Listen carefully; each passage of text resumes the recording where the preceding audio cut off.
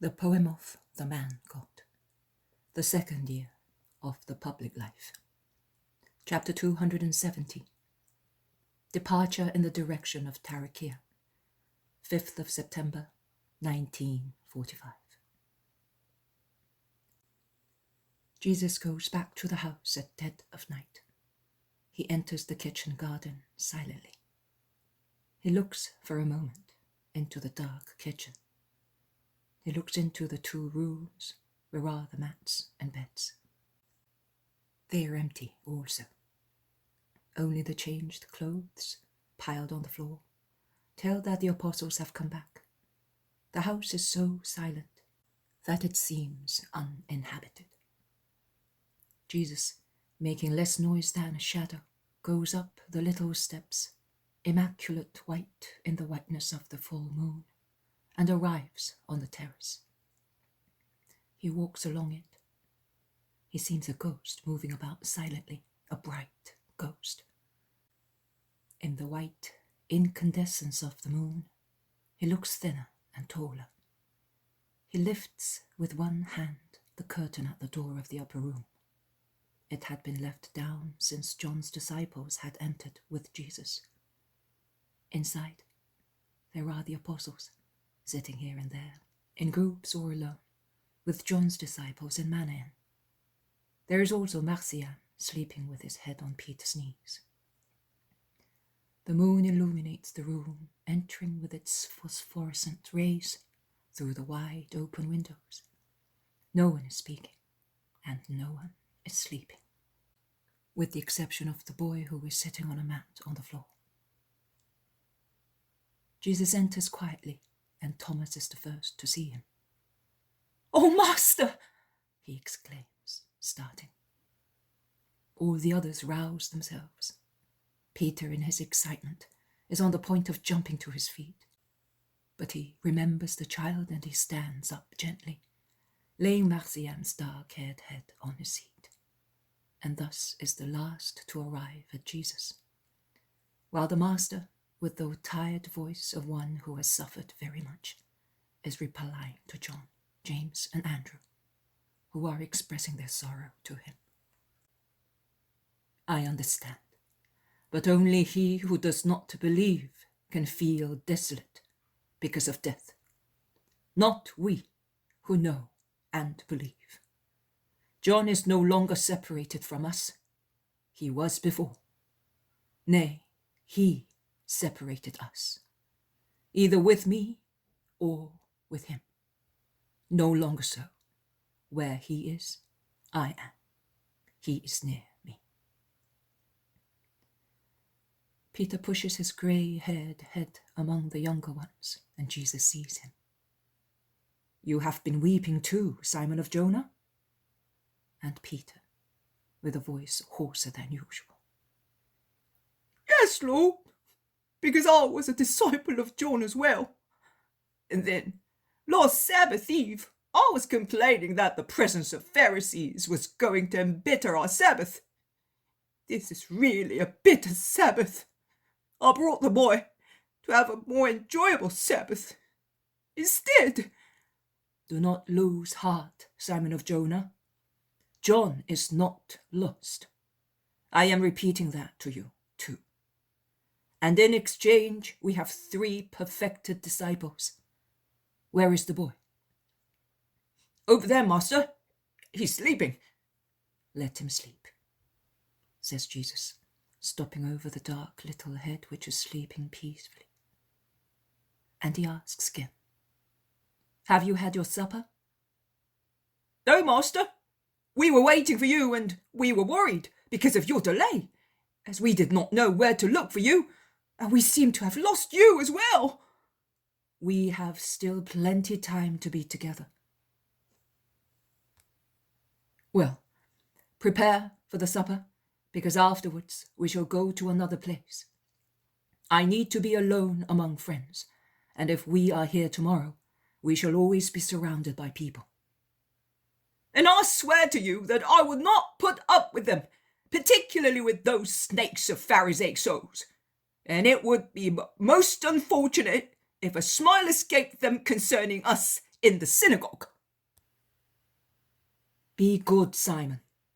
I have thought of that as well. That is why I came back to take you with me.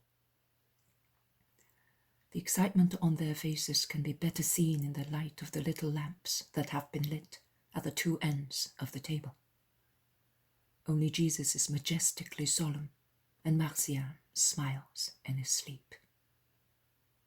The boy has already had his meal, explains Peter. It is better to let him sleep then, says Jesus. And in the middle of his disciples, he offers and hands out the frugal food, which is taken without appetite, and the supper is soon over. Tell me now, what have you done? Says Jesus encouragingly. I went with Philip into the country at Bethsaida, and we evangelizing cured the sick boy, says Peter. In actual fact, it was Simon who cured him, says Philip, who does not wish to ascribe to himself a glory not belonging to him. Oh Lord, I do not know how I did it. I prayed hard with all my heart, because I felt sorry for the little sick boy. I then anointed him with oil. I rubbed him with my coarse hands, and he was cured. When I saw him colour up and open his eyes, that is, when I saw him revive, I was almost afraid. Jesus lays a hand on his head without speaking. John amazed people by expelling a demon, but I had to speak, says Thomas. Your brother Judas also did it, states Matthew. Andrew too, says James of Alphaeus. Simon the Zealot instead cured a leper. Oh, he was not afraid of touching him. And he said to me, be not afraid. By the will of God, no physical disease will affect us, says Bartholomew. You are right, Simon. And what about you two? Jesus asks James of Zebedee and Iscariot, who are a little farther away. The former talking to the 3 disciples of John, the latter being all alone and sulky. Oh, I did nothing, says James. But Judas worked 3 wonderful miracles: a blind man, a paralytic, a possessed man. He looked like a lunatic to me, but that is what people said. And you are pulling a long face when God has assisted you so much, exclaims Peter. I can be humble as well, replies the Iscariot. And we were the guests of a Pharisee. I was rather embarrassed, but Judas knows how to deal with them, and he really appeased the Pharisee. On the first day he was standoffish, but later, is that right, Judas? Judas nods without speaking. Very well, and you will do better and better. We shall be all together next week. In the meantime, Simon, go and prepare the boats. You too, James. For everybody, master. They will not contain us. Can you not get another one? Yes, if I ask my brother-in-law, I will go.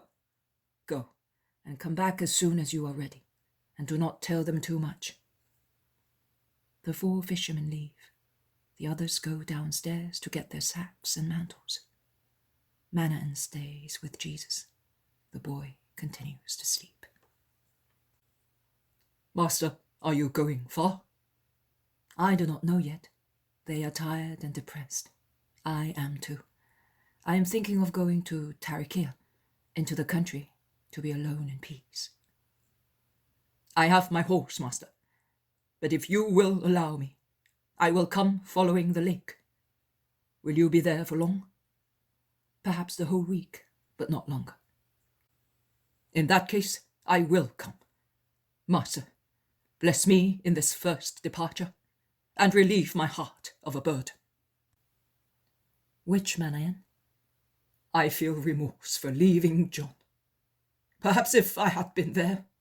No, it was his hour, and he was certainly pleased to see you come to me. Do not let that upset you. Nay, endeavour to get rid quickly and properly of the only burden you have, the gusto of being man. Become spiritual, Manan. You can. You are capable of being so. Goodbye, Manan. May peace be with you. We shall soon meet in Judea. Manan kneels down and Jesus blesses him. He then raises him and kisses him. The others come back in and exchange greetings, both the apostles and John's disciples. The fishermen are the last to come.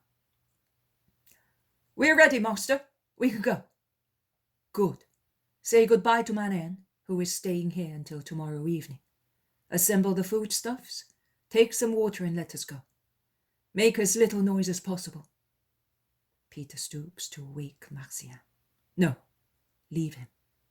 He might cry. I will pick him up, says Jesus, and he gently lifts the boy, who whimpers a little, but instinctively makes himself comfortable in Jesus' arms. They put the lamps out. They go out, closing the door.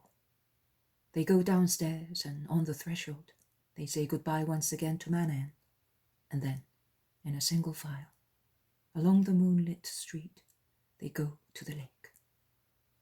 A huge silvery mirror under the moon at its zenith. The 3 little lamps on the prows, which are already in the water, look like 3 red drops on the quiet mirror. They go on board, settling themselves in the boats, the fishermen being the last to embark. Peter and the servant are in the boat where Jesus is, John and Andrew in the second, James and the servant in the third one. Where are we going, master? Asks Peter. To Tarichea, where we landed after the miracle of the Gadarenes. It will not be boggy now, and it will be quiet. Peter sets sail, and the other 2 boats sail in his wake. Nobody speaks. Only when they are in the open lake and Capernaum disappears in the moonlight, and things present a uniform appearance in its silvery dust, Peter says, as if he were speaking to the tiller. And I am glad. They will be looking for us.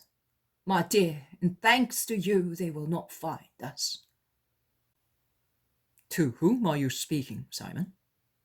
Asks Bartholomew. To my boat. Don't you know that she's like a bride for a fisherman? How much I have talked to her. More than to Porphyria. Master, is the boy well covered? It's damp on the lake at night. Yes, he is. Listen, Simon, come here. I want to speak to you. Peter entrusts the tiller to the shipboy and comes to Jesus. I said Tarichea, but it will be quite all right to be there after the Sabbath, to say goodbye once again to Manan. Could you not find a place nearby where we may stay in peace? Oh, master, in peace for us, or also for the boats. For the boats, we must go to Tarichea or some harbour on the other shore. But if you are referring to us, it is enough to go into the woods beyond the Jordan, where only wild animals will find you, and perhaps an odd fisherman who is watching nets. We can leave the boats at Tarichea. We shall be there at dawn, and we will go away quickly beyond the fort. It is easy to wade it at this time of the year. Very well, we will do that. The world is disgusting you as well, eh? You prefer fish and mosquitoes, eh? You are right. It does not disgust me. One must not be disgusted. But I do not want you to stir up a scandal, and I wish to find comfort in you on the Sabbath. My master. Peter kisses Jesus' forehead and goes away, wiping a large tear that insisted in dropping out and streaming down to his beard.